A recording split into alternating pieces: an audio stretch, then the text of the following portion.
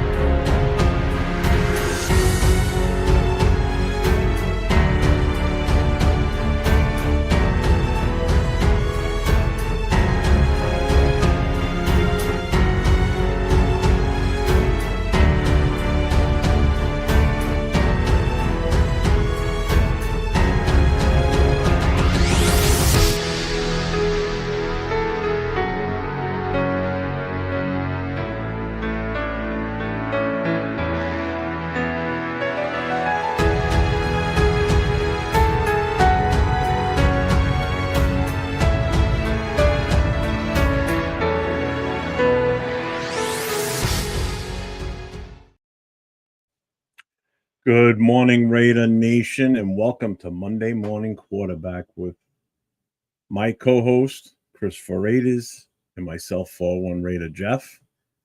Good morning, Chris. Morning, you got your coffee with you? Primos. Hey, my cup running empty, but I drank like 15 cups already, so I'm fine. Good morning. Good morning, my brother. What's going on? Not much. How you been since the weekend? You had a good weekend? Man, I haven't felt this way in a long time about the Raiders. I'm so not highly overhyped, but I'm excited to see what we have on the field. I want to see a new product. You have your car for like 15 years, you love it, but you had to get rid of it because it's all broken down. Then you buy that new car. It's that fresh smell car. That smell of fresh car. That's what it feels like. I'm finally driving something new. And that's C-A-R, not C-A-R-R for car. Remember that, folks. Oh, car with a K-A-R. Whatever. Yeah, cat. As I would say it over here, cat. You've been busy, man. You've got the Friday night show with the two of us. You got the Saturday night show. You've got your Sunday thing with Raider Nation Jason. And Chewy too on Sundays, right?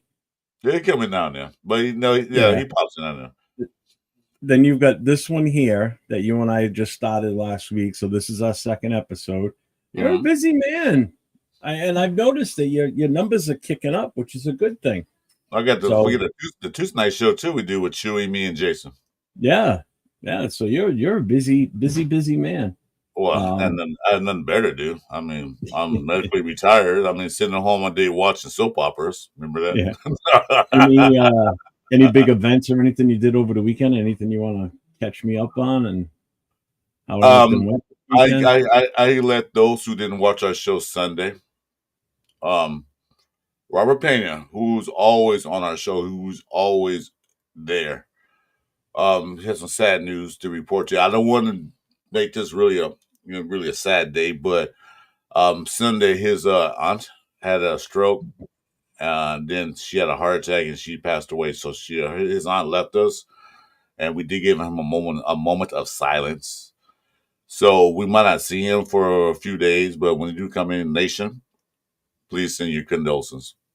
All right. Well, thank you for mentioning that, because he told me at the start before we started, so I just found out about it a few moments ago myself. So thoughts and prayers to Robert Pena and his family. Great guy. He's always in the chats. I see him in chats. Respectable guy. He's always in there. And, sorry for you, my brother. Take care, and we'll see you when we see you, brother. Yes.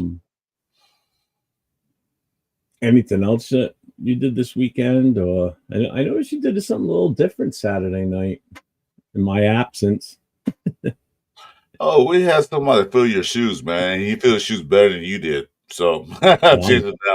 Jason Downs did join me, man. Jason Downs always welcome to come into our channel because he's knowledgeable and everything else. Yeah. Yeah, And Jason's a great guy. he also looks better than you. So Oh, man, I'm just getting zinged all over the place here. no, brother. Good You know, morning, bro, Monday morning quarterback Raiders have turned into let's bash the shit out of Jeff for 5 minutes. brother. I guess I deserve it. I've I been. I will tell you one thing. You I'll still tell you got what. payback coming to me from a few weeks ago, so I get it. I will tell you one thing.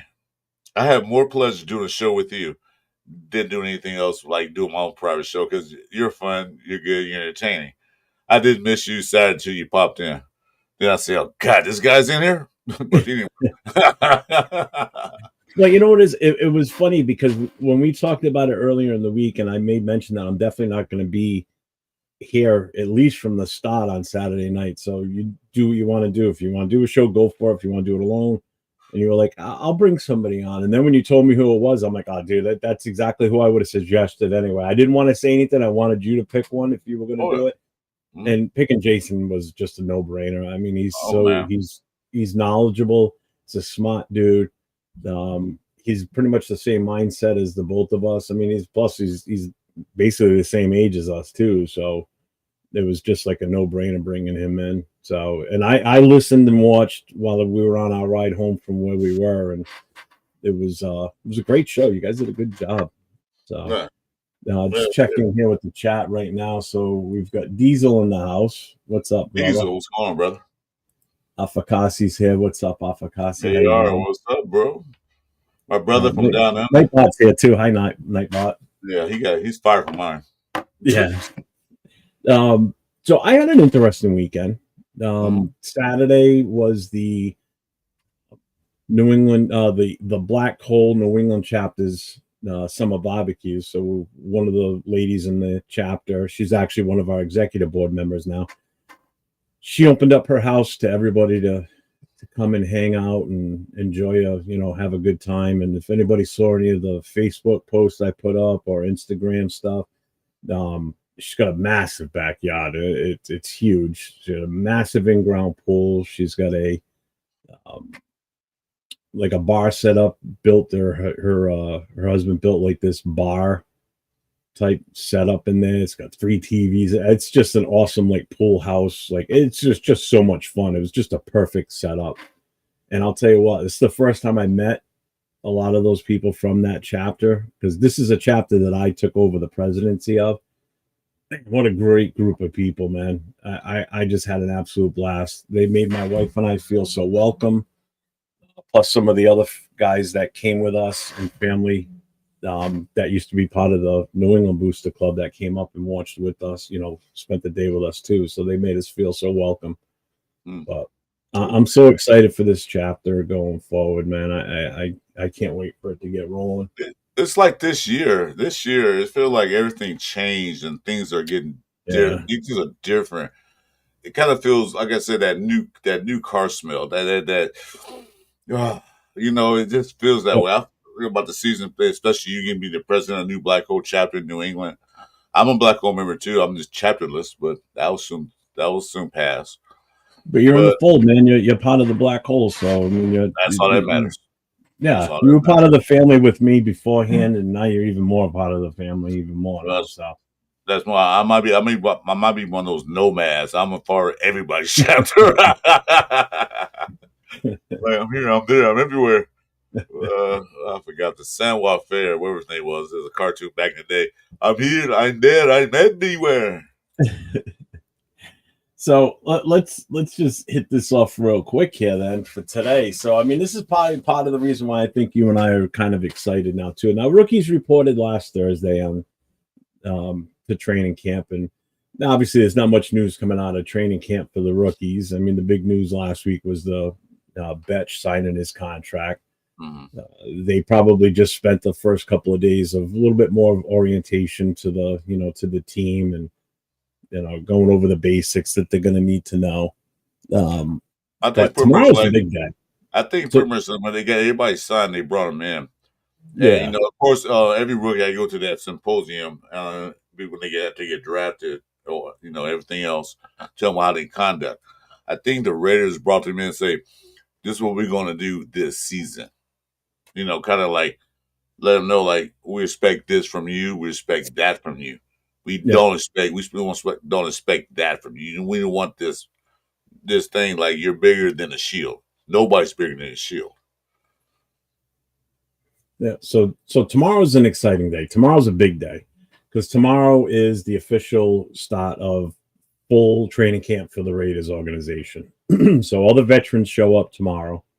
Hopefully they all show up. Colton Miller, Jacoby, please be there.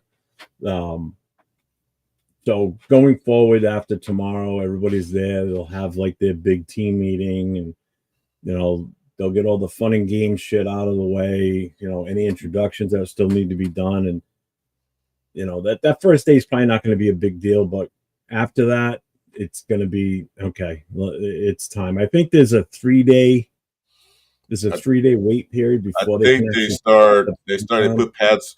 They put pads on Saturday. Saturday, right? Yeah. So Saturday is where you're going to start to see them hitting, and now we're going to separate the men from the boys. Now it's time. It's here. Now you want an assessment when you ask somebody, what's your take on so? Now we can start giving those answers.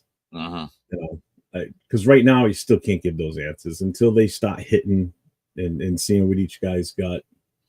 What's your feeling on tomorrow's camp? Well, I said tomorrow camp is, they already know each other from OTAs. They know each other. They high five. They went bowling together and all that good stuff. Tomorrow's more of a serious business meeting. It's more like the playbook opens up. This is what we're going to start doing. Because you're going to defense on one side, the offense on the other side. They're going to start opening plays up. I think they're going to just have a meeting. Pete Carroll's going to have an energetic meeting, like he always does. Reintroduce the people there that they are assigned, and the administration and everything else. So it's not really anything going to happen tomorrow. They probably go on the field, probably throw a couple of catches, probably this and that, but no pads. This like what they call it, a walkthrough. Yeah. So that's all I'm expecting. So either way, it's game on now, baby.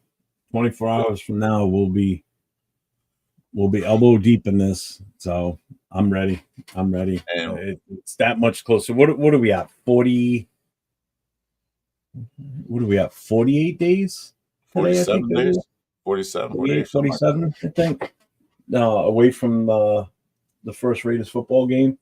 I mean, the Hall of Fame game is a week from now? A week from this weekend? Yeah. I don't know who. I don't care. But I'm gonna tell you this. I kind of do in a way because it's the Hall of Fame weekend, and one of our guys is going in, Eric Allen. So I'm excited for that. Well, I'm watching the ceremony. But I don't care about the game. Yeah, definitely be watching that. I'm gonna say this: in the last 4 or 5 years, when the Raiders really were bad, I didn't even watch the Raiders preseason games. I watched a couple of them, like, yeah, okay, maybe not. But this year, I'm watching the preseason games. I want to see these players because after a few years, like, preseason don't count, but this year it counts more than anything else. To see the rookies out there, the second string guys, even the third string guys, fighting for jobs. Yeah.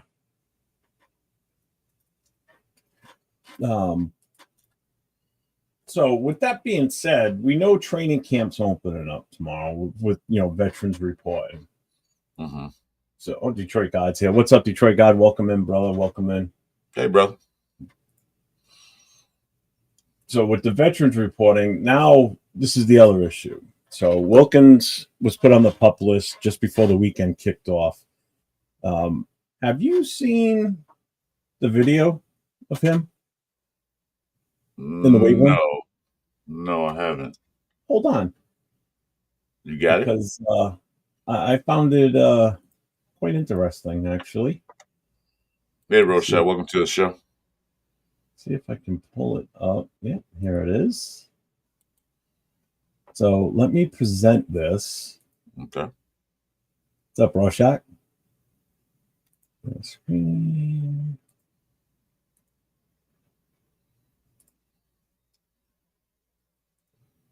So this is, as it says, Wilkins is currently not in a walking boot after being placed on PUP list amid rehab recovery. So he's not in the walking boot now. Okay. Mm-hmm. But catch this. Ready? That's him right there. Am I original? Yeah. Am I the only one? Come on, man. Yeah. I'm sensual. Oh, yeah. So not only you're not in the walking boot, he's wearing Crocs. It's not the best. You're wearing Crocs. Yeah. Rock your body. So how bad is that? You know, that's called a soul workout. That's getting that rhythm, the soul. You know, getting that bounce back. That's what that is. I mean, that's therapy. That's therapy. Hey, good morning, damn Yankee. That's therapy. Hey, sometimes, man, you know, when you're sitting around for a while, you gotta get the vibes moving. You know, get that blood flowing. Yeah, but still, he knows he's not putting that much weight on his foot. You're making excuses for him now. You can't be making excuses for that. I'm not making excuses. I'd say if you noticed, he's not doing anything strenuous. So he's not in the boot, so he doesn't have the proper support on his foot, right? He's in here dancing around, and not only dancing around, but he's doing it in Crocs, which again aren't the most supportive footwear. I hate Crocs. You know, so I think they're the ugliest goddamn shoes ever made. And if I lose viewers over that, I don't care. I hate Crocs. I think they're ugly. We'll never see me. I don't like them either, but that's just my opinion. They're ugly. He's wearing those. If he was wearing like a legit pair of sneakers that have support and everything, and you know, should he still be doing what he was doing? Probably not. I'm surprised more people haven't said anything about this watching that video. I mean, is him being put on the PUP list just a ploy, or, you know, knowing that, I mean, he looks like he's in great shape. I mean, he doesn't look like overweight, doesn't look like he's, you know, he's not prepared health wise. You know, I'm sorry. I'm gonna address this Gregory London. In preseason, and of course, not gonna see anything. What I want to see in preseason is the fact that these rookies are up to game speed. Can they handle the speed of the NFL? Because in practice, you're not at game speed because it's not hitting like they hit in the NFL. So you will see things out there. Some players perform better in a preseason than in the season come. They're garbage. But I want to see the footwork. I want to see the game speed, how they adjust to the game speed. I want to see how they feel when a real NFL player hits them. You know what I mean? So that's what I want to see, how they react to it. Do they actually lay on the grass and like, oh my God, that hurt? Or do they get right up and like, let's go, give me some more? You know, that's what I want to see. I don't care about how many. They can go 0-3 in preseason. I can care less. But I want to see how they react. I don't give a shit what we do in preseason, win loss. I mean, yeah, some coaches thrive on that. When we were still doing 4 preseason games, there were seasons where we went 4-0 in the preseason. Everybody's like, "Oh, we're gonna be great," and then next you know, we win like 5 games, 6 games. Yeah, preseason doesn't tell you jack shit. Some coaches believe in preseason. We win the preseason games, we're gonna do good, but then they come around, they're like number 2 draft pick in next year's draft. Right. No, I Greg and Lyon, I know what you mean. You don't see that. You don't see nothing. You won't see all the playbook. You won't see all the defensive sets and all that stuff. You won't see none of that. But I was going to see the players, how to react to the NFL speed. The rookies, especially rookies. Yeah. So I know last week it was a question that came up, and I pretty much think I hopefully answered everybody's issues on it, was the definition of the PUP versus the IR. I know it's come up in a few other shows that I've watched, and I've been giving those hosts the actual notes on what the two mean, and you know, it's been explained on those other shows too.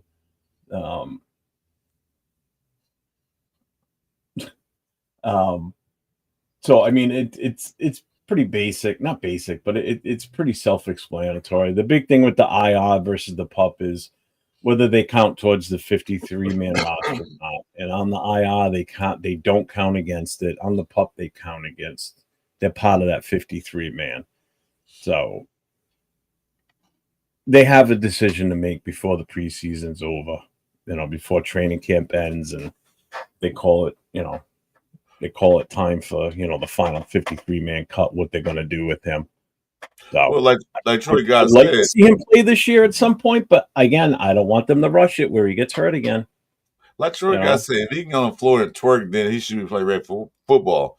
Yeah, but like my thing is this: if he's not ready, because if you go on IR, he's out for 4 games, and the Raiders have to either put him on the roster by 21 days. So I give us to week 7. If he's not ready by week 7, send the rest of the year. Just send him out. That he's done. That's it.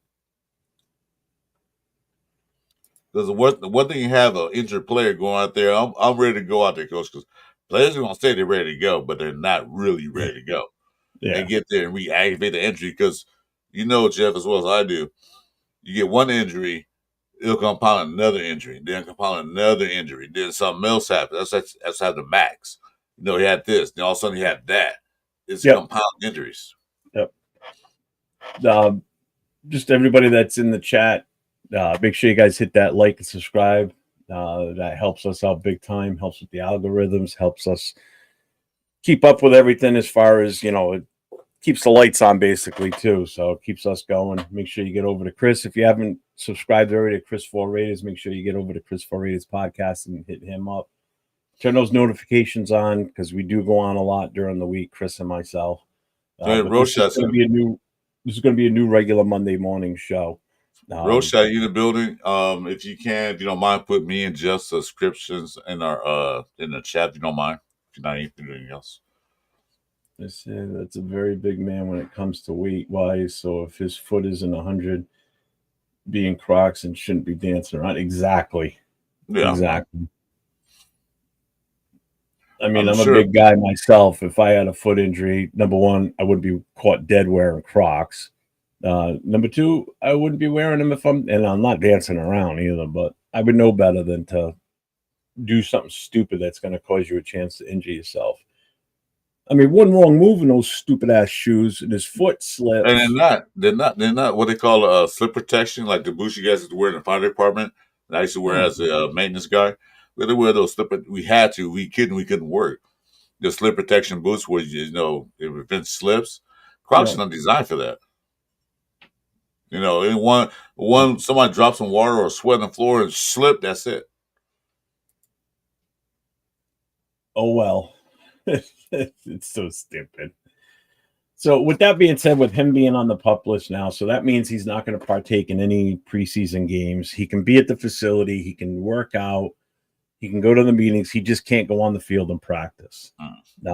If it was the IR, he wouldn't even be allowed to be there at all.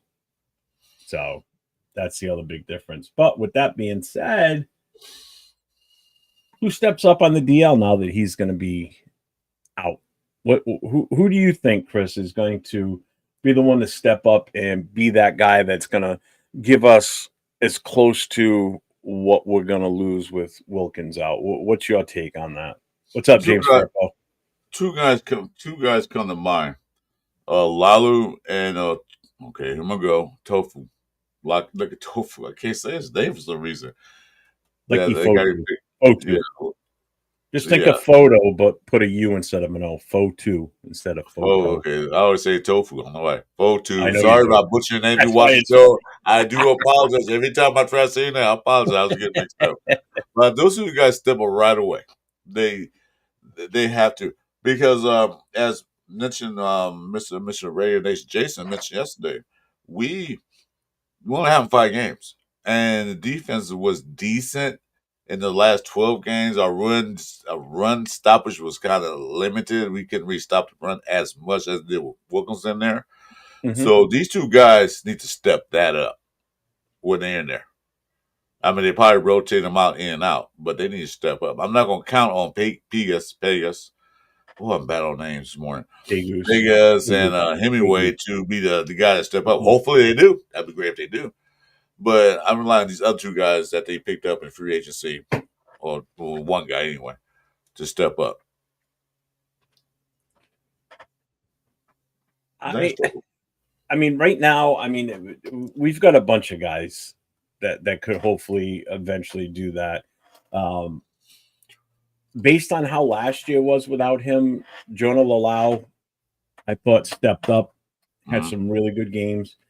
Because I remember watching those games where he just had some great plays, and it's like you're looking at him going like, this kid could be something for the future for sure. So I mean, right now, the way it's set up on the right defensive tackle side, you got Lecky Fotu is the backup. Then you got Tonka Hemingway, and again you've got Jonah Lalau, but they've got him on the depth chart. They've got him listed as number 4 on the depth chart on the left side, behind Adam Butler, Zach Carter, and JJ Pegues.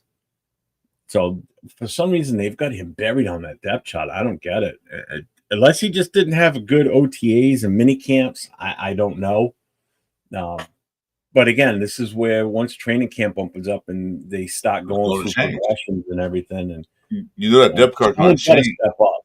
Someone has to step up. That depth is going to change after training camp. You know it's going to change. I mean, that's projected.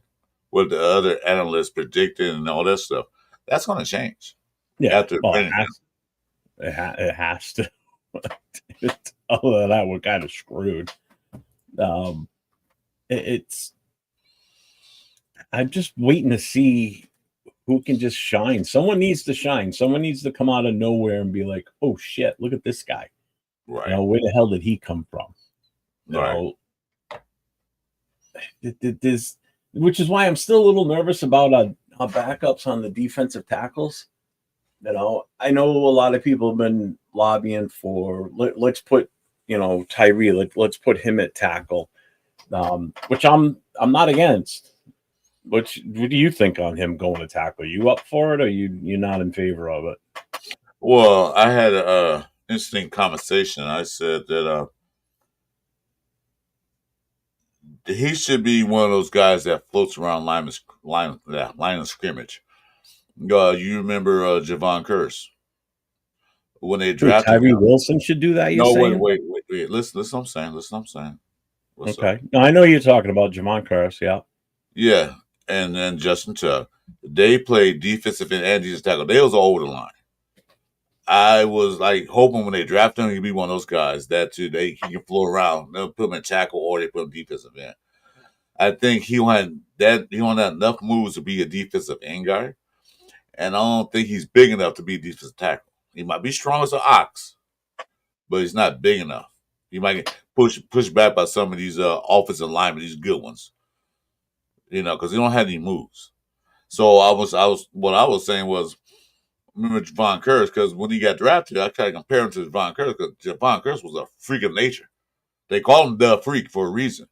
He was all over the place. The offensive line could not they look for him like, where's Javon Curse? And I was hoping that he can develop in that, but apparently not yet, maybe. So I want to see him more as hey, Rob Payne's in the building. Give him a shout out there. I'm sorry. Is he? Oh shit. Yeah. But I hope they turn to that. What's up, Robert Pena? Sorry to hear about your aunt, brother. My condolences. Chris filled me in this morning.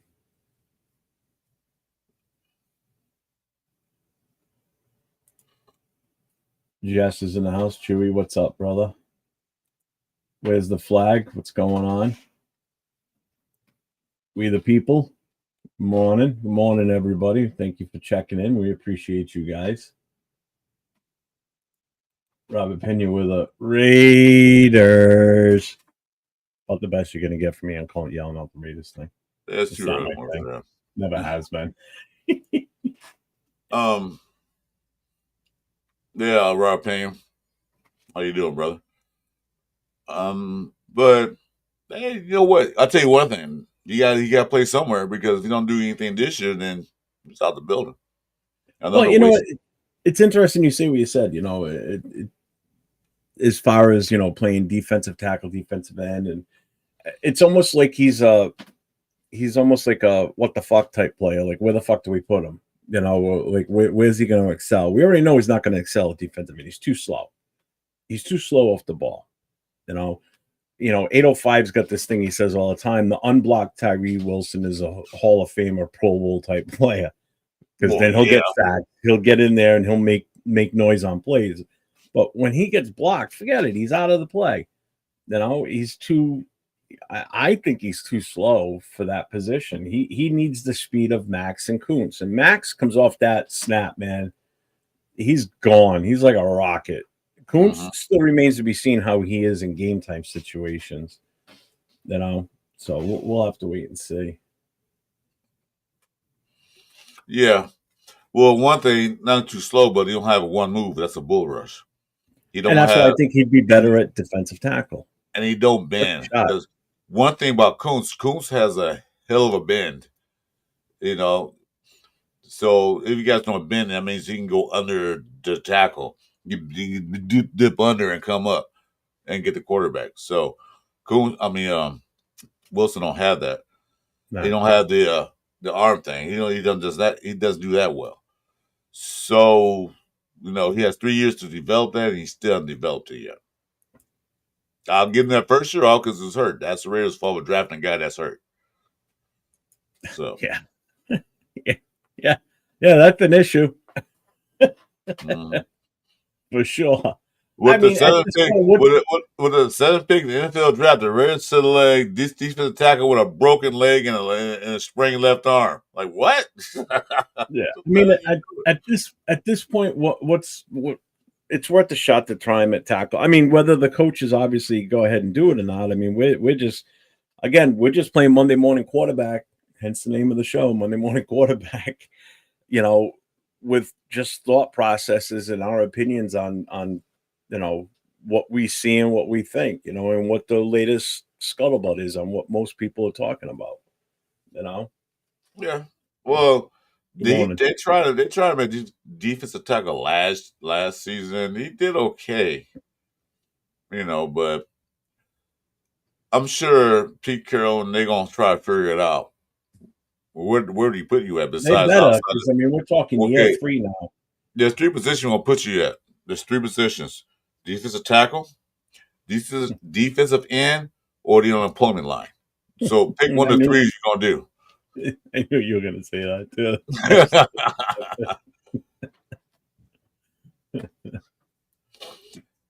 Yeah, he has a lot of potential, but I mean, some players develop quick. Some come out of college out the gate, are just like impactful players. Some take a year or 2 to develop. It's been 3 years. Granted that he had with 3 different regimes, I don't know, but it's time to step up. This year, he needs to step up. Him and that other guy, that running back we had, that Hall of Fame running back we had, they both have to step up.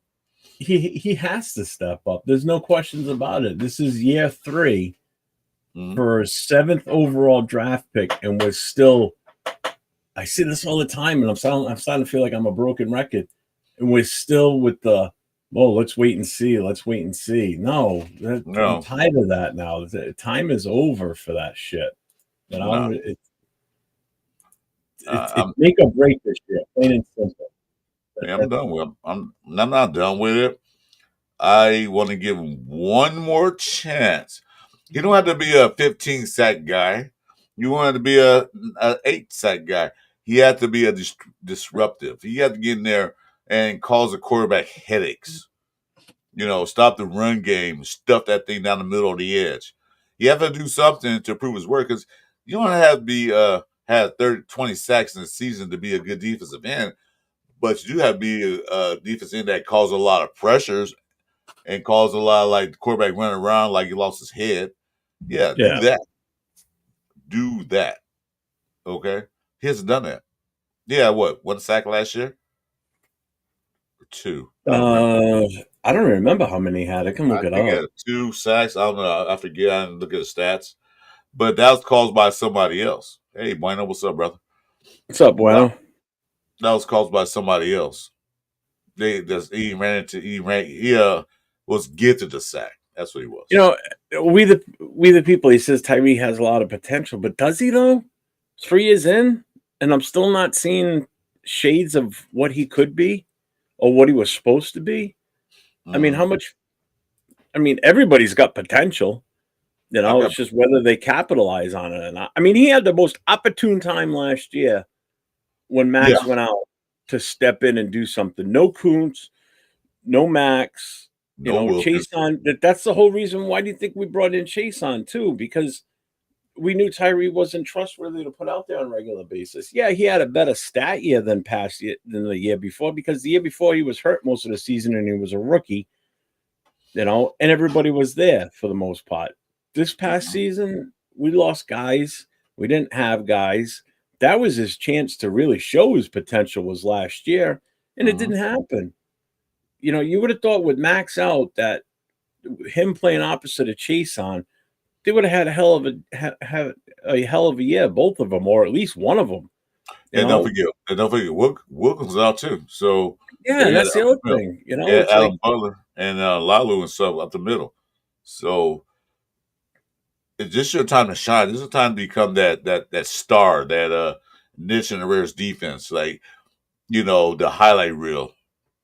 You know, if that was really his comparison coming out of the draft was Myles Garrett, then I want a refund. I didn't hear that. I didn't either, but if that was legit his comparison, I want a refund, man, because we got gypped. We got a lemon. What's a lemon law? What they call that? Bait and switch. God knows we'd have a shit ton of those. What was that? Bait and switch. You know. Yeah. Yeah. We were catfish. That's what we were. We were catfish. Hey, just like they always say, when you buy something, buyer beware. You know? Exactly. We got sold a fucking lemon on that one. Oh yeah, so is Mary White. We had catfish. Definitely got over with. I'm done with him too. Yeah, he's a 4th string, probably outside looking in. Terry put up similar stats to Jalen Carter. Our team has been worse than dog shit. Yeah, he put up probably the same stats as Jalen Carter, but don't forget, man, Jalen Carter had a ton of fucking talent around him too. So they're not asking Carter to do the same thing that we need Tyree to. We needed Tyree to be the guy that he was drafted to be. Jalen Carter is being the guy he was drafted to be. Yeah, that's a disruptor. He's been that compliment on that defense. We were asking Tyree to like come in and be the man opposite of Max Crosby, which you would think he would excel at, because Max gets double teamed all the time. So that, guess what? That leaves you kind of open on the opposite side of Max. Jalen Carter, if you watch Jalen Carter, he eats up blocks. He stuffs that middle up. He stops the run. That's what his job is to do. Wilson was hired to be a quarterback sacker. Get to the quarterback, stop the edge. He failed in both of those. Bueno, at least with lemons, there are laws to get you a refund. Yeah, sure. A lemon law. Yeah, I mean, Jalen Carter may disappear at times, but again, they've got the talent around him where it doesn't impact. Where if we put Tyree out there and he disappears, guess what? That's a huge impact, because we're counting on him to do so much more, or to be more. You know, at least that's how I'm taking it. Whether some people agree with me or not, I don't know. I really don't care if people agree with me or not.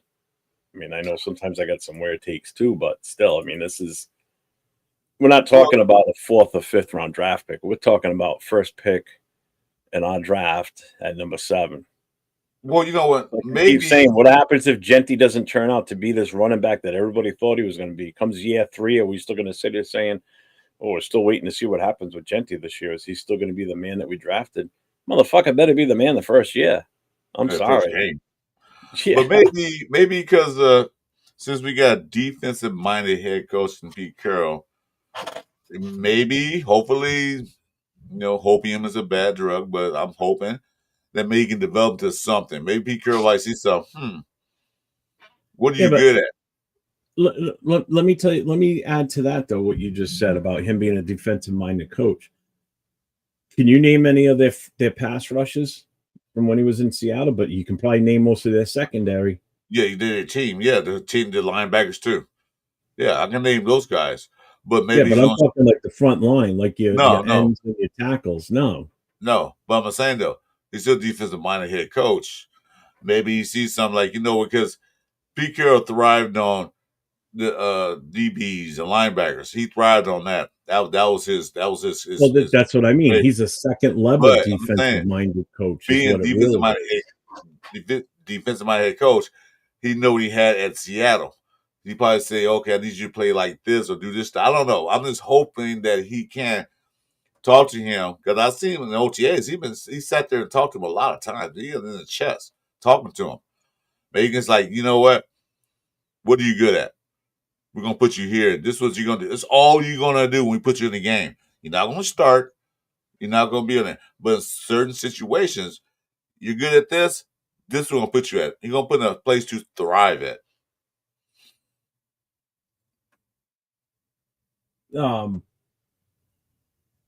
But again, I don't think he's had a defensive front line like he's got right now. That's the thing. No, between Kuntz, Crosby, Adam Butler, even Wilkins. We'll still say Wilkins right now. I don't think he had a defensive line like that when he was in Seattle. Absolutely not. He had linebackers in secondary. Yeah. Yes.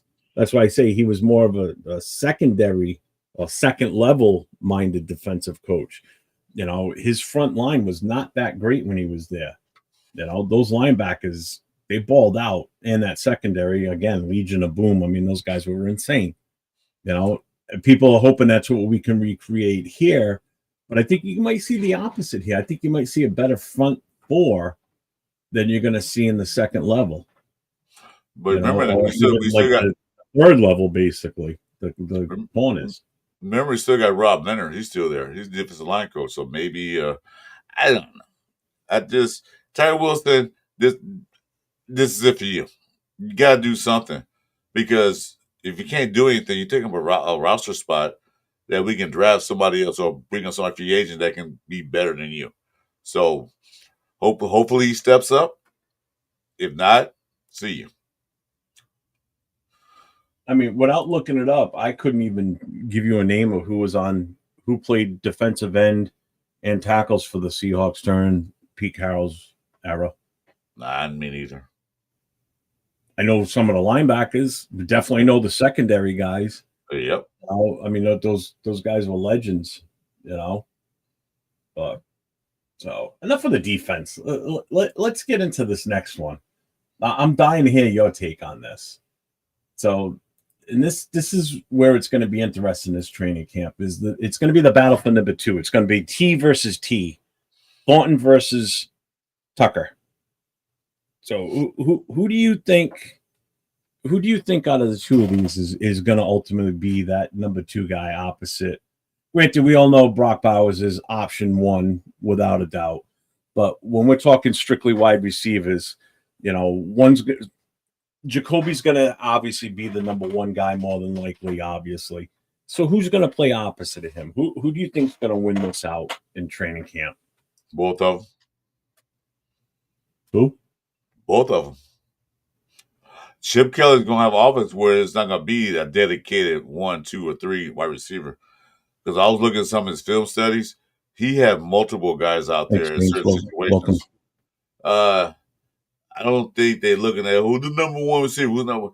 I looked at Chip Kelly's offense. I saw the Oregon, and I saw it in Philadelphia. I was looking at like he had one guy that did, that was the guy, that one guy. But he had multiple guys out there. And Chip Kelly, where he runs his sets, he might have both Tucker and Thornton out there at the same time. So to be number 2 receiver, I'll give to Tucker because he's a vet. But I think Thornton will overtake that later in the season. But like I said, I don't know who's going to be on the field. Barrow's going to be out there most of the time. You know that Jacoby will be out there most of the time. But then you got Besh. So it depends on offensive set because the way Chip Kelly runs offense, he'll set you up. This in the first half, the first quarter, he'll set you up by putting this and that. Second quarter, he'll look the same. Defense say, "Hey, we saw that play earlier. It didn't work for him, so let's do the same defense." Then all of a sudden, something else happens. You know, as a number 2 wide receiver, that doesn't really matter. You know, who's number 1 receiver? It doesn't matter. We know who's going to be out there. We have options. So I'm glad we have options finally. If I had to put it out there right now, I'm not going to be surprised if Thornton takes over Tucker. The speed, obviously, they're pretty similar in the speed, but I think it's going to be ultimately going to be the size. And who can make sure that they don't drop balls in preseason either or in training camp? You know, who's shining in that aspect? Who can have separation from the DBs? You know, who's going to be the ball hawk out of the two of those? You know, you can remember Geno Smith can throw this ball. So if it's a matter of him having to throw a ball up in the air for grabs, who you got your money on? I got my money on Thornton, not on Tucker. Yeah, me too. I mean, he's 6'5", so jump ball, that's Thornton all day long. You know, not saying that that's going to happen a lot, but if it does, who would you rather trust out there more, Thornton or Tucker? I'm going with the tall guy. But you got to look at one thing. I'm going with the midget. You know, you got to look at one thing. They're both fast. Tucker has that quickness. He can get off like, boom, he's gone. Thornton has a long stride where all of a sudden, you know, he started off, but his speed just picks up. He's like a Ferrari. He's out there. Tucker is more like not 401. I'm looking at it. A drag car. You know, those long ones. Like, they take off real quick. Funny cars. I mean, yeah. The dragsters, funny cars. Yeah, those guys. Top fuel dragster. Yeah, top fuel. There you go. He's more like one of those guys, like, boom, he's gone.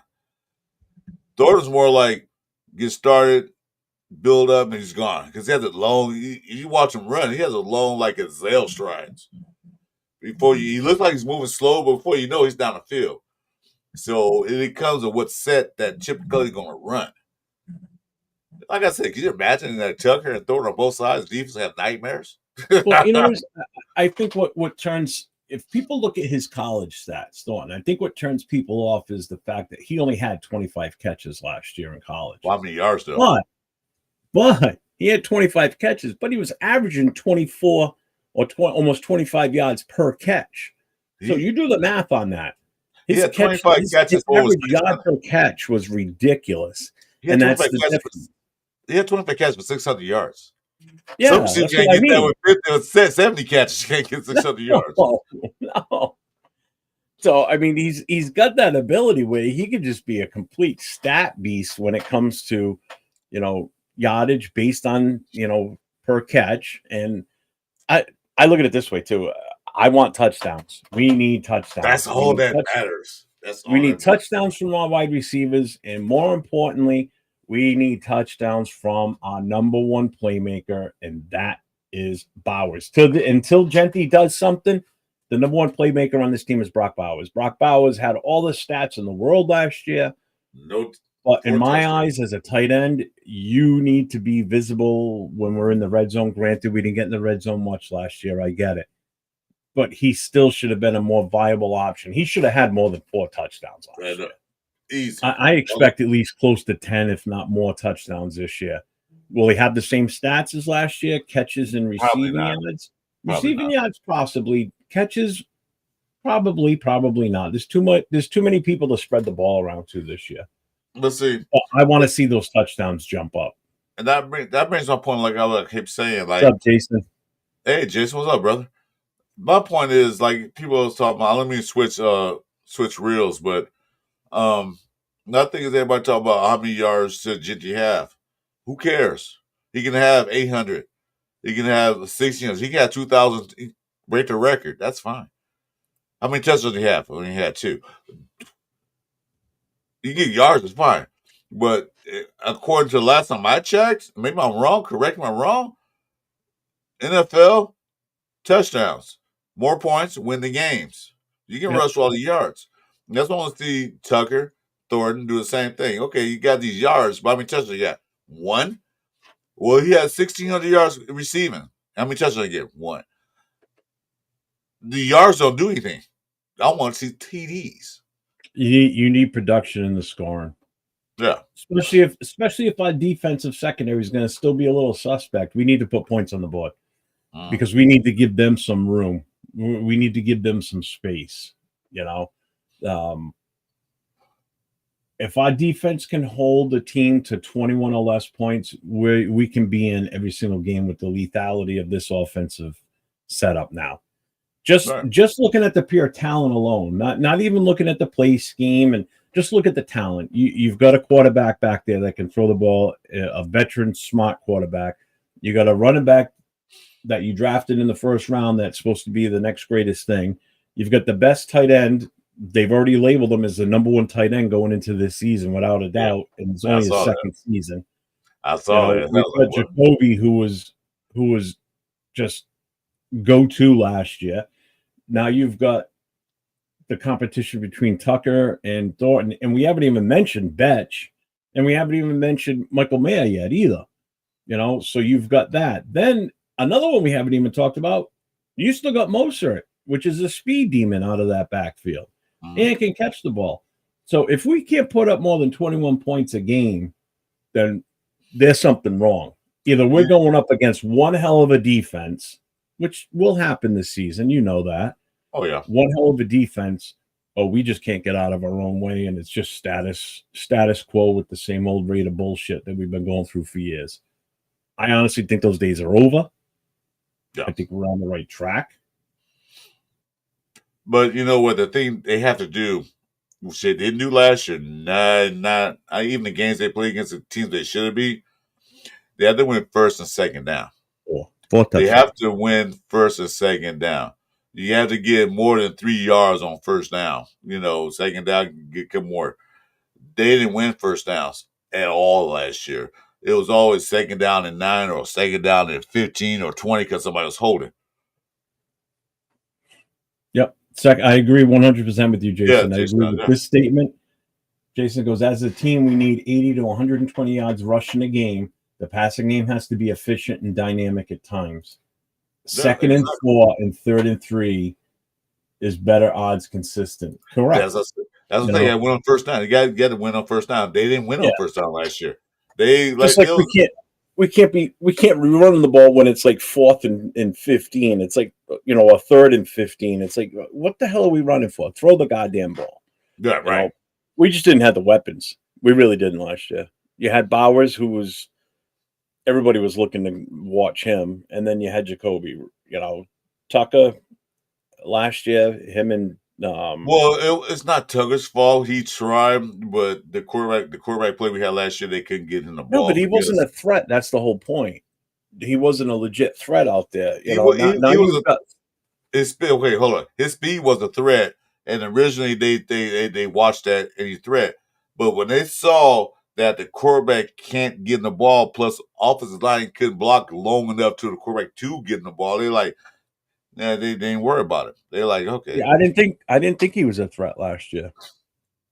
They didn't throw it to him enough to make him a threat. They couldn't. That's what I'm saying. They couldn't throw it to him because the offensive line didn't give him time to throw. And plus, the quarterback can get the ball down the field. A la Minshew. He wasn't a deep. He wasn't a deep pass thrower. He was a intermediate pass at best. But like I said, now they got Geno Smith who can get that ball down the field and accurately down the field. He will become more of a threat as long as offensive line give him time. Even last year when he was playing Seattle with the worst offensive line almost in the NFL, he still threw the ball deep. He still threw over 4,000 yards. Right. That's what I'm saying. Now he'll be more of a threat because they got to realize, oh shit, they got a quarterback that can throw the ball down the field and get it to him on an accurate basis. Last year, who's quarterbacking? Oh, Minshew? I didn't worry about him. He won't get the ball past 20 yards. Yeah, we had 2 threats last year, and that was Bowers and Jacoby. And it was evident in their stats. We only had 2 players, not threats, but only had 2 players that can catch the ball. Really. That's all we had. That's why they got those big numbers. No running game, so we had to throw the ball. Had to throw the ball. Yeah, Bueno, you just sent me that in a text. That I had already played that on the show, actually. It was one of the earlier things that we discussed. I pulled it up on the screen and played it. He sent me the video of Wilkins dancing in Crocs after he'd taken the boot off. It's like, yeah, that's a smart move, buddy. Yeah. Remember, folks, that's a $130 million defensive tackle that we got on the roster doing 300 pound of defensive tackles. Yeah. Now you're not slow, man. Want to go play around and kick? I know you like the emojis. Oh, that's right. You're on kick. Let me go there. Don't forget. I was looking the other night, and I told Bueno. I told Bueno, hey, I'm rolling with kick. He said, "Let's say less." He got on there immediately. Look, my Bueno boy's good. He's cool. Let's see. Yeah, there you go. Yeah, exactly.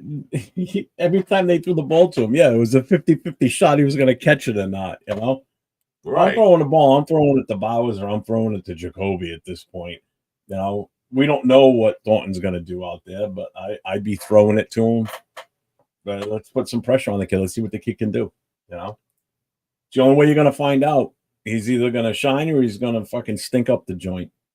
Hell, greatest wide receiver in the history of the NFL was complete dog shit his first year. Couldn't catch a goddamn cold if you handed it to him. You know, Jerry Rice was not good his first year. Jerry Rice was horrible. Tim Brown wasn't that good his first year. And they talk about, he used to be bad because he came from a small college and all that stuff. But then what happened a couple years later? Yeah, I mean, both of them turned out to be two of the greatest wide receivers to play the game in their era, you know, or the greatest to play in their era. You know, I mean, Jesus Christ, they played together at one point for a couple of seasons here in Oakland, you know, so it's not always they're going to step off and be superstars right away, you know, wide receiver. Sometimes you get lucky. Look at last year. Perfect example. What the hell's his name? Marvin Harrison Jr. there goes to Arizona. Everybody thought he was going to be tremendous there with Kyler Murray. He had a mediocre year. I mean, it wasn't bad, but he didn't have this superstar season. But again, pressure because of the last name. Just like Shador, pressure's on him because of his last name. You know, people are going to want to see him ball out, but will he? I don't know. We'll see. Let's see. Here's where Trey Tucker can be better. Route control, know when to be set, when to set out 3-4 at 3-4 speed, accelerate at top of route, and adjust his speeds through the play. I understand that. I get that. Yeah, I get that. Well, what's up, Rosetown? So I think Tucker can be used more in those jet sweeps because they had those wide receiver screens, more or less. Oh, actually, you know what? Go back to the Ohio State game versus Notre Dame, and that when they were down 7-0, that one play that Chip Kelly ran was absolutely beautiful to get that touchdown. He can be more of a what they call a not a guinea pig. What were we looking for? Not bait. I can't think of the word, but more like, come on, help me out. I don't know what you're trying to say. So. A decoy.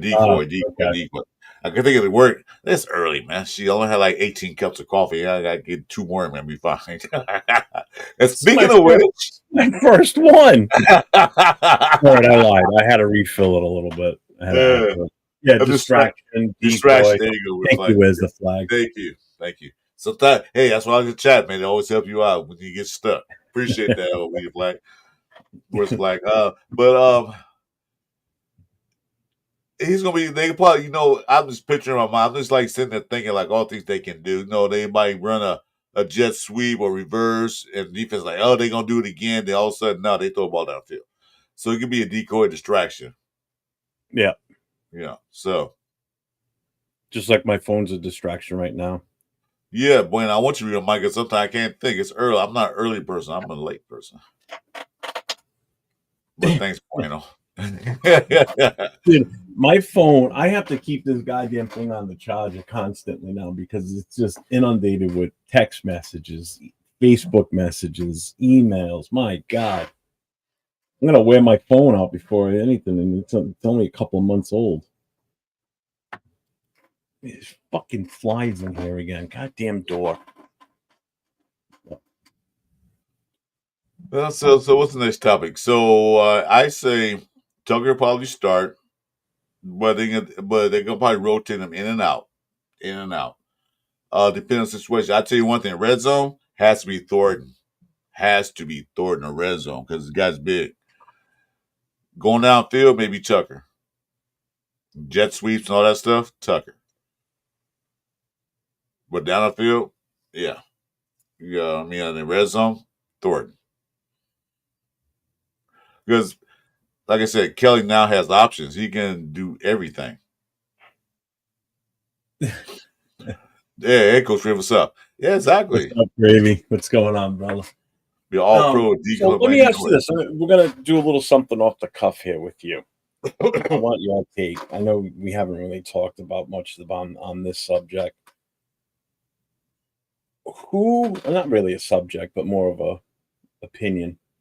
Who's your sleeper on the defense?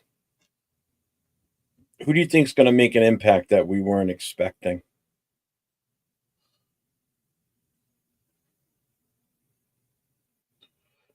I'm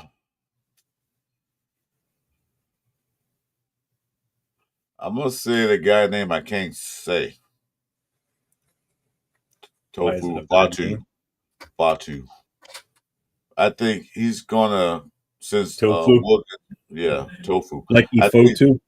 I think Wilkinson's was gonna be probably out. He said sleeper, not rookie. That counts for everybody, Jason. So, you talking about the whole team or rookies? Who's gonna be? How did I word it? The sleeper. Who's your sleeper on the defensive side? I didn't say rookie, didn't say veteran. Okay, see, Jason, who's your sleeper on the defensive side? See, Jason, that's a different question. We talked about rookies the other day. Okay. Tafu, I think it's going to be a sleeper because nobody's really talking about him. And since Wilkins may or may not play this season, I think he has to step up. So I think he's going to step up in a big way. Here's his chance to shine for him to get another contract, a bigger contract. So I'm going with on the defensive line. I'm going with Tafu. Hope I said it right. Tafu, if you watch that, did I say it right? Let me know. Lucky Fotu. Remember, think of photo, but Fotu. Lucky Fotu, not Lucky Fotu. What's his number? So I can just say the number so we'll know about it. He'd be number 95. Okay, number 95. Okay. So Tyree Wilson. He's number 9. He knew. So you're going Lucky Fotu. Okay. All defensive line, yeah. Well, we're going to do offense in a second, so strictly defense. All right. So you're saying that's your sleeper. I can live with that. Coach Gravy said Darren Holmes. Yeah, I expect more on him because I said he did pretty good last year in the place of Hobbs. So he's not really a sleeper. We know he can't do. He can't tackle like Hobbs. Because Hobbs is a beast when he comes to tackling. But he did pretty much the same thing. Yeah, we did basically the same thing. So he's not sleeper. I expect more of him now, but he's not sleeper. Jason's saying Decamarion Richardson. Okay. Raider Nation saying Raiders. What's up, brother? Welcome to the show. Hey, what's going on? Anybody that hasn't subscribed yet, make sure you get over to my channel, 401 Raider Jeff, and then hit Chris's also, Chris4Raiders. Make sure you hit the notifications. Hit the thumbs up. Make sure you hit the notifications also, too, please, because we do go on during the day. And hitting those thumbs up definitely helps with the algorithm to keep us relevant. Yeah. Before we fade off into history. Where's the flag? Says Landon Roberts and Darian Porter. Those are my sleepers on D. I hope D cam. Okay. Raider Nation. My wife got me Niners Raiders tickets for my B-Day, August 7th. Oh, nice. Well, Awesome, congrats. dude. Have fun at that game. You have a good wife, man. Very Yeah, good. but she's a Niners fan, though. Yeah. He goes, she's a Niners fan. That's one reason she got the tickets. Oh, well, there it is. Oh, okay. She probably wouldn't have taken you. Hey, you know what, Red Nation? I'm in the same boat. My wife's a Niners fan, too. Thank God mine's a Raider fan, but she's a Raider fan by default. Yeah, well, you She's had, stuck with what they me. call that? You met your wife on that show, Pop the Balloon, and you asked each wife, like, each girl, like, are you a Raider fan?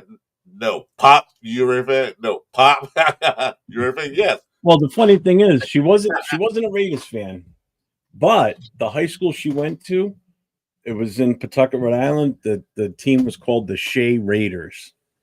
So What? their logo was the Raider logo on their helmet. I played and went to school for the town next door in Lincoln. Oz was the Lion. But I'm not going to lie, I really seriously wish I would have gone to Pawtucket, even though it was kind of an inner city shithole school. I would have rather gone to Pawtucket to be a Shea Raider because I would have definitely been happy wearing that helmet. Oh, dude, you got the double whammy then. Not only is she a 49ers fan, she bought them off your card, too. Hey, Chris, where'd you go? Right back. Where you going? Take a shit? No, I won't come back. He's peeing in his bucket in the corner. They played for the Warren East Raiders in Bowling Green, Kentucky. Yeah, see, some of you guys got lucky and got to play for teams like that. And to play for the Lincoln Lions. Our uniforms are red, white, and blue, so we look like a fucking Patriots. I hated that part. But oh well, not much you can do about it. All right, where was I here? So I'm gonna for my sleeper pick, I'm actually gonna go Jonah Lulau. That's who I'm picking for mine. Because I think he's got a legit opportunity here now. If Wilkins is going to be out for any extended time, he could really jump up that depth chart and actually, hopefully, based on his playing experience last year and what they saw, if they've got, on what they've got on film for him last season. Although I don't know why he's late, he's stuck down at number 4, but I'm going with Jonah Lalau is going to be my sleeper on the defense. What's up, SoCal Sal? What's going on, brother? Yeah, well, like I said, that's presumptive depth chart. That's gonna change. I know. Yeah, I don't worry about that. All right, so let's switch gears now. Okay, so who do you think's the sleeper on the offensive side? Caleb Rogers. You can't steal my pick, you fuck. No, I'm saying what you're gonna say. You go first. No, actually, I do want Caleb Rogers to take that right side. That's fine. You can have I him. do want that. It's sleeper. I'll be honestly a sleeper on offense.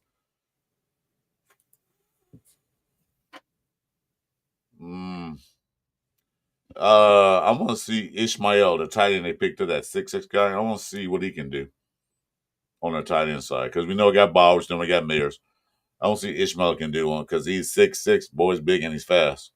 He's more of a receiving tight end than more of a blocking tight end. Then they got the other guy, but I want to see Ishmael do something. Okay, I can go with that. All right, so that's your sleepers. You're going with Qadir Ishmael. Quadri Ishmael, yeah. Yeah, well, you just got to listen to this Qadir with a Q. Whatever. His name's Ishmael. People name their kids like, what the hell? Raider Nation's going with Genty, Beast Mode 2.0. Jason's going Michael Mayer, offensive sleeper. Chip loves him. Raider Nation says Mad Max is Howie Long. Yeah, he's Howie Long without the stats. That's the downside. That's the difference. Seriously. He needs more sacks. God damn it. Stop with these QB pressures. Turn them into fucking sacks. Exactly. God damn. Hey, he's got 9,500 QB pressures. He let the league in pressures. Like, what, that doesn't count for sacks. Yeah, I want to see impacts. I want to see hits. I want to see tackles. I want to see sacks. A while ago, not too long ago, they didn't count pressure. They didn't use pressure as a stat. It wasn't even on a stat sheet. They just added that on recently. So Yeah, that's for the guys that can't get sacks. So it makes them exactly. look. That's Make 'em pretty look much what good. it is. It's for the guys that can't get a shit ton of They sacks. probably all got together and went to the NFL. So put the stat sheet so I get paid more next year. You dog, right? Somebody must be outside. The dogs are going wild. Dirty RC. He says straight Tucker. I can't. Even if I shut the door, they're still going to be so loud. Trey Tucker. Eh.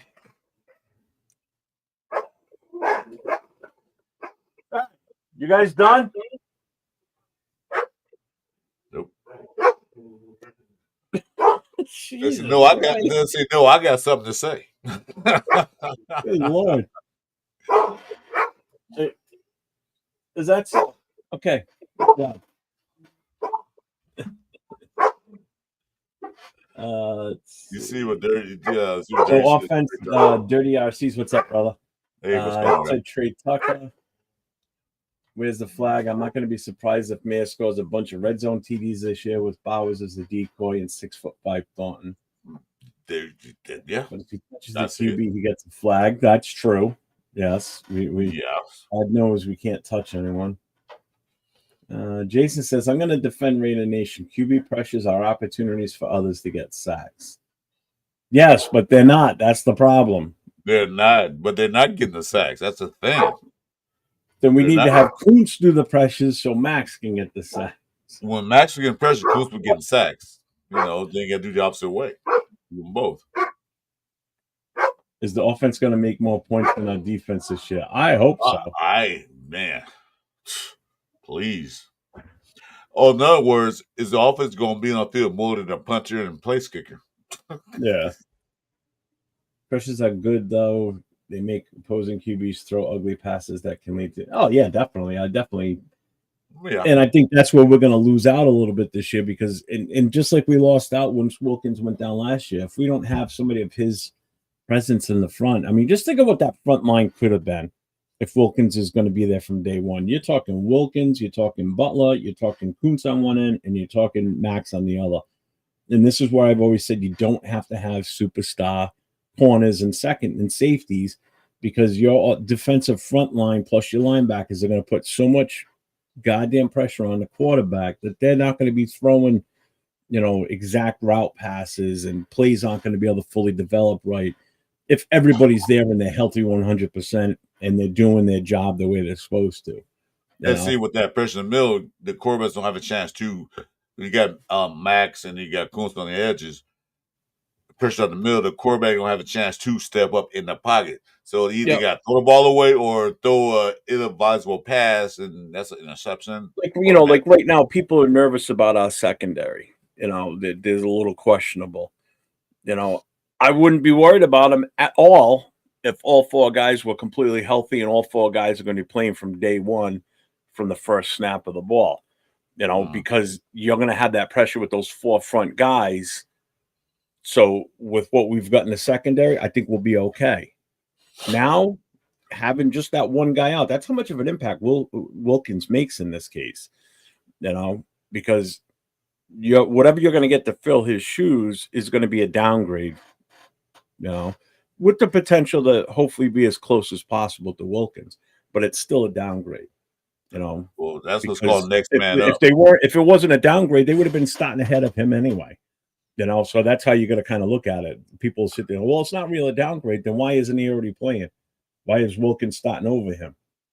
Well, it's because of his money. No, it's because he's that good. And the other guy's not as good. Real quick, my offensive sleeper is definitely Caleb Rogers. Who? I said it, Caleb Rogers. I knew you were. I know right now Kappa is the starting guard on the right side, but I think Caleb Rogers, if not before the bye week, after we come out of the bye week, he will be in. I mean, there's a chance this kid could beat him out. He could be the start day one. You don't know it. We got to see training camp. He could start day one. And I would feel more confident, to be honest with you, because he's playing guard. If he was going for tackle, then I'd be a little like, all right, give him some more time. But when you're playing guard and he's going to be in the middle of JPJ and Glaze, he's going to have help on either side until he gets fully focused and acclimated to what's going on. Well, he was a tackle. I think the kid's that talented. He's a big fucking guy. He was a tackle coming out of college, and Pete Carroll said when they drafted him, he's playing guard immediately. Yep. Said he's playing guard. That's it. Bottom line, he's playing guard. And then so when but I'm just suspect about that playing against in between two second-year guys. Although JBJ, like, he's been playing this position for the past 10 years in the NFL. Yeah. Blaze, I just stepped up so quick. I'm like, wow, God. So maybe he's not a bad thing. Jason, think about it. These three guys on the right side, or two guys, Glaze and Rogers, can grow together, learn each other's tendencies. That's what we talked about yesterday. The offensive line has to stay together for all games. The last year we kept shifting around so much, we didn't know who's going to start and where. But this year they have to stay consistent. They can grow together, they can learn together, and they can be the ultimate offensive line that some teams had in the past, like the Cowboys mentioned them. Think about it. If Caleb Rogers gets in there, and say they move Grant to guard on the inside. Now the oldest guy there is going to be Miller. You're going to have second-year players and rookie offensive linemen in the other four positions. The only odd man out would be Colt Miller being the oldest. But I just want to address Jason's thing here too. He goes, how he played the three and nose at times and could make a difference on the interior. Max would struggle in the interior line play. He would, because his speed is what what helps him on the defensive end. He's not, I mean, look at him. I mean, if you didn't know he played for a football team and he played the front line on the defense, you wouldn't think he played that, because he's not big, like muscle wise. You know, he's not a huge dude at all. He's a finesse and speed guy. That's what he is. Finesse and speed and moves. That's what he does. Playing him inside, he'll be just another tackle dummy because they'll push him around.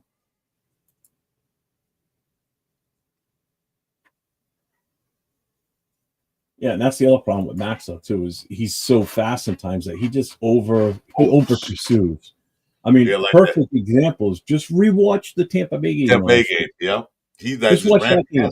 How many times he had Baker Mayfield within his fingertips, but just could not get him. He was in the backfield so much and so fast that he was over pursuing. And then Baker Mayfield was just such a wiry little bastard in that game. He was getting frustrated. You could see Max, his demeanor on the sidelines or in the huddle. He was getting pissed because he was getting so close to getting him, but just couldn't get his hands on the bastard. Yeah.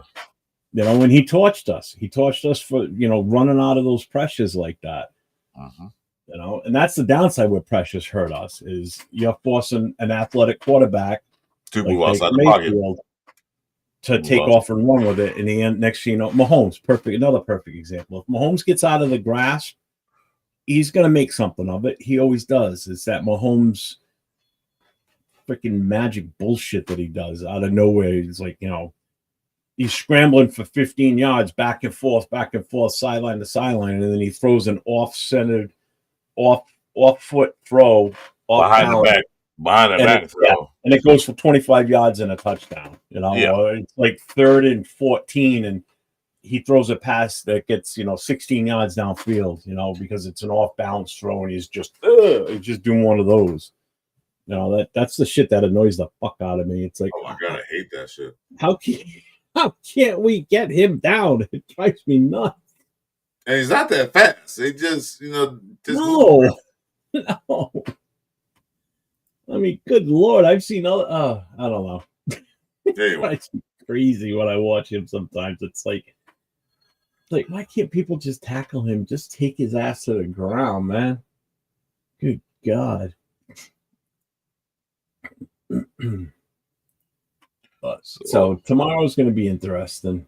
No, well, not so much tomorrow, but going forward after tomorrow. Yeah. So, so what do you got coming up this week? Tonight nothing. I'm gonna go probably play some video games and eat a lot of food. I'm starving now. Tomorrow night, me and Raider Nation Jason, as well as Chewy Podcast, have a show tomorrow night. Our time is set probably for 6:30 p.m. It's called the Cover 3 Show. That's Tuesday.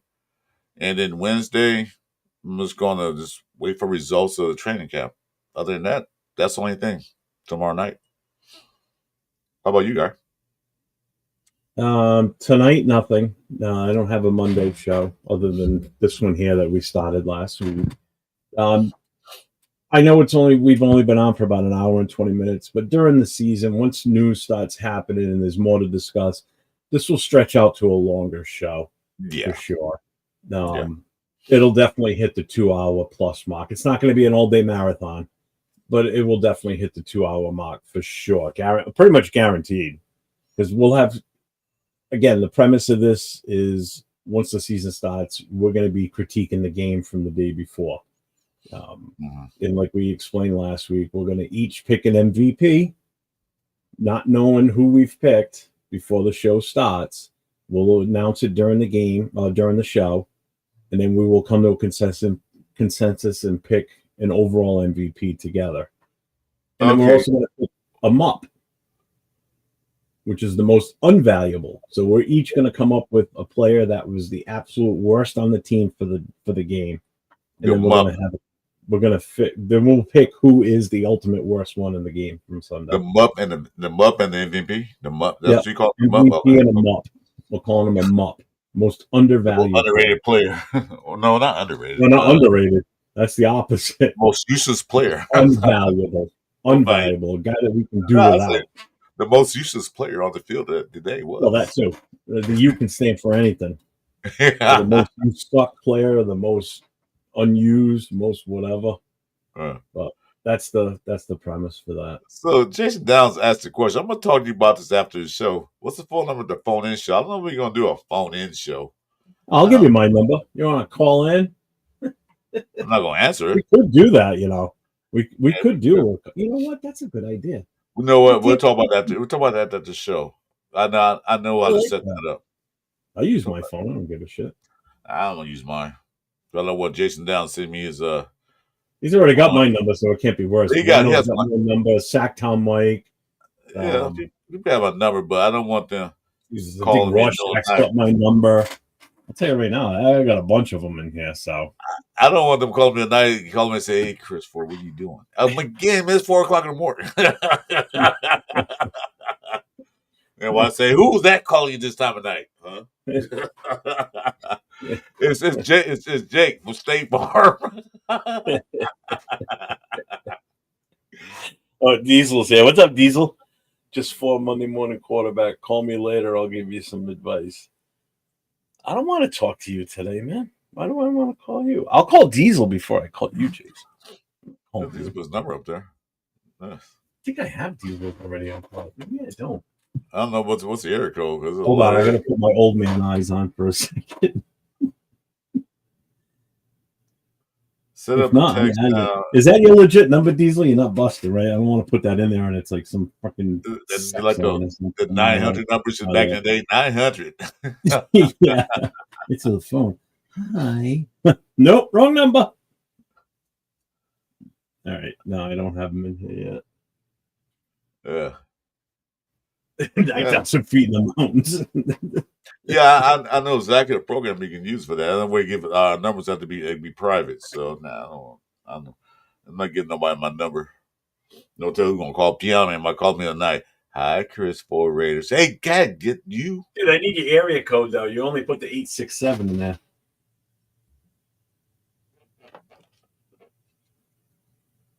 Exactly. So I don't need nobody calling to in to bail them out. Hey, Chris, can you bail me out of jail? Like, dude, what? Exactly, so Cal. Yeah, that's mine if anybody wants it. I don't care. That ain't Diesel's number. He's got to be busting my job. Busting my chops. Now, as far as shows this week, I only have not only I'm on every day of the week You got a lot of shows this week. Sundays. So tomorrow I have the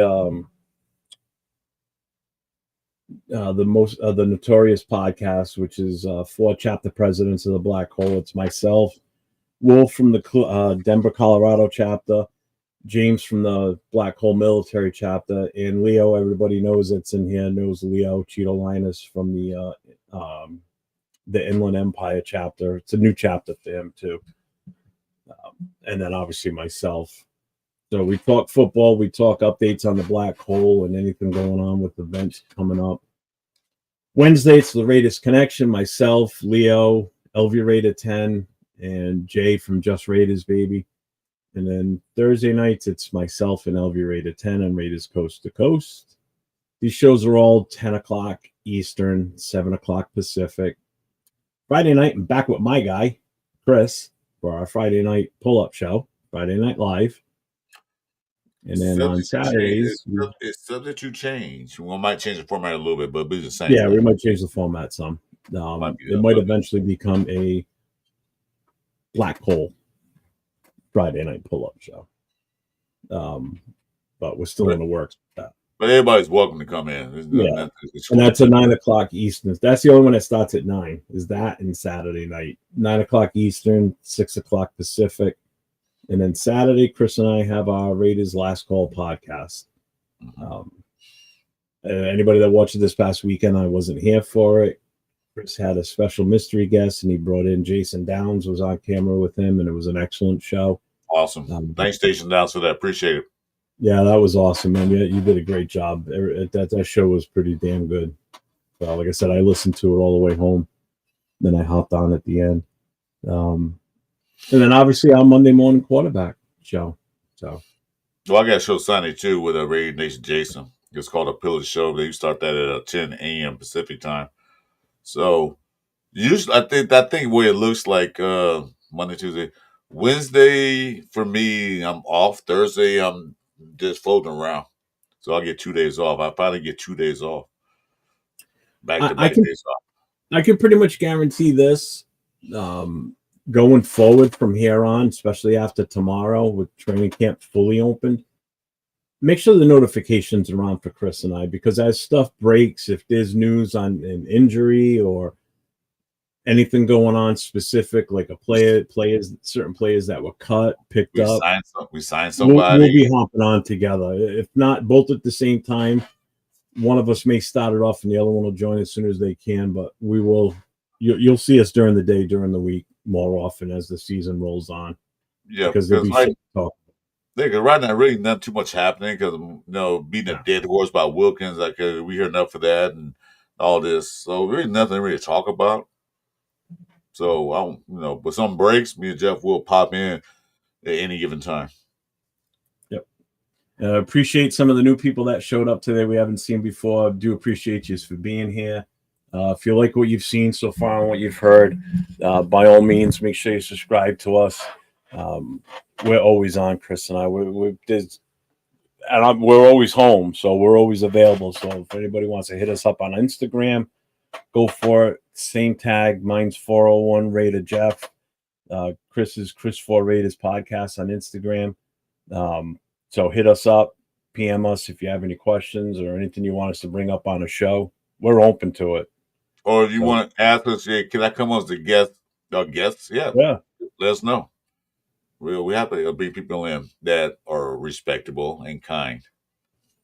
So look at Raider Nation just asked, how do I get on the show? Hit me up on Instagram and we'll chit chat and me or Jeff. Here's one of us up, and then we can talk about it. We can figure it out. But you also welcome to come in on a Friday pull-up show and Saturday sometimes. So we always put a link in the chat. So, but if you want to be a special guest, then you got to hit us up. We'll put you in. So we work 6 a.m. to 6 p.m. Sunday through Sunday. So is that East Coast, West Coast? Where are you located, Raider Nation? I'm like the bodyguard for the nation. Sometimes we need it. We need one of those. Chris needs it. He walks with a cane. So Not no more. what do you mean? No more cane? No, I do when I go out, but when I'm at home, I don't walk with a cane. Oil field. I'm in I Texas. kind of figured based on the time frame. What Yeah. you said, Texas. All right, so right now it's 12:15 for you. I think you're an hour behind me. It's 1:15 here. I'm on the East Coast. Chris is out in Cali. So I'm at my 10 right now, 10:15. Yeah. What time is it there I'm now? legit like 20 minutes from the ocean. Chris is in the middle of the fucking desert, as far away from I'm like 5 days from the ocean. Yeah, he's about as far away from any type of water source whatsoever. No, I got a pool in the backyard. You talking about I got water. Well, besides that, you want sand? He's the guy to go see. You want ocean water and seafood, and come talk to me. Yeah, I don't get that, man. Got a lot of beef and pigs out here. That's about it. Yeah, you know what? Let me Chicken. do that. I'll just put it up right now.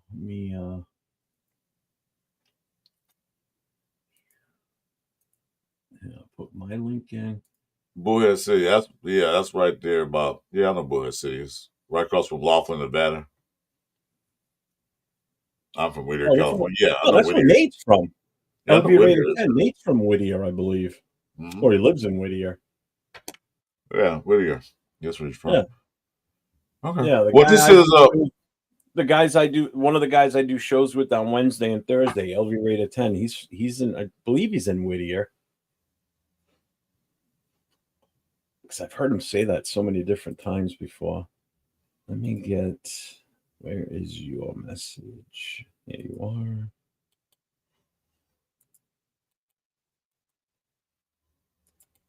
I just want to get your Instagram up there too, so you can message us. Yeah, I'll try to take it off now. That's too much. Get out of there. That's yours.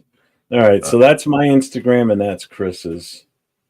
So hit us up if you're not already following us on Instagram, and we'll definitely talk it up with you. We'll come up with something if you want to come in. Yeah. For sure. No mind. Worst case scenario, Friday nights when we do our Friday night live show, we put the link in the chat and feel free to come on in, man. So as long as you don't look like Jason Downs. Jason Downs is the handsomest guy on YouTube. What are you talking about? I was kind of embarrassed to do a show with him. He looked so good.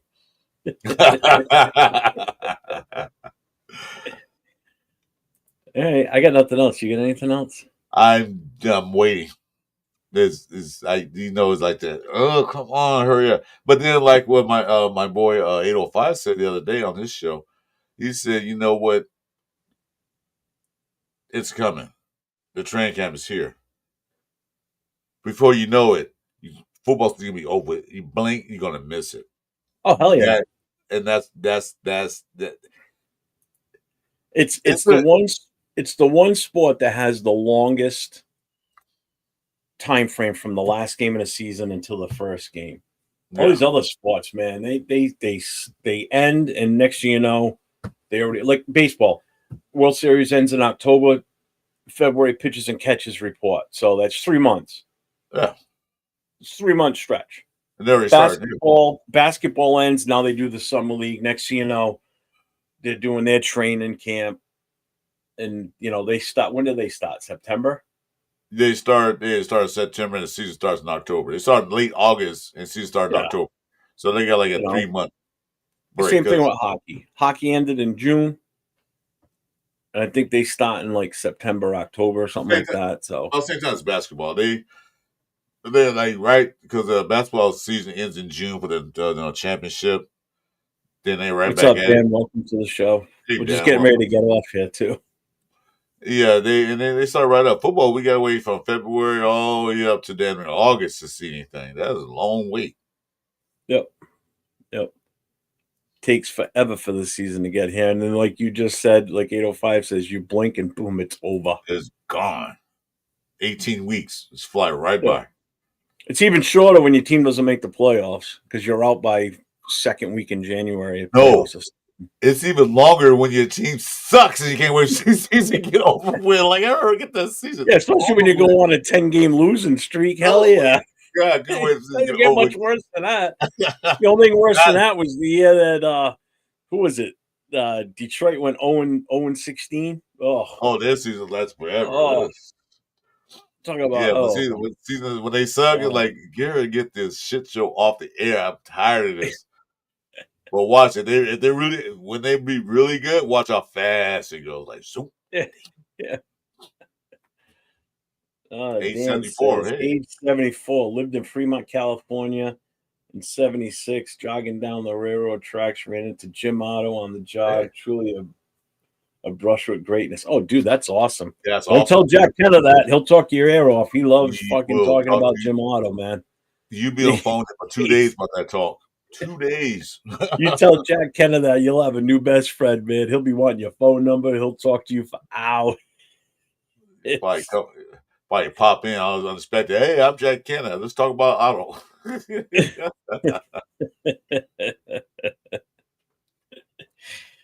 Okay. Everybody, thanks for checking coming in with by. us today. We appreciate you spending your hour and a half with us on a Monday morning. Again, we'll be back throughout the week, so make sure your notifications are on. You hit that like and subscribe. And like I always say, everybody stay safe and go Raiders.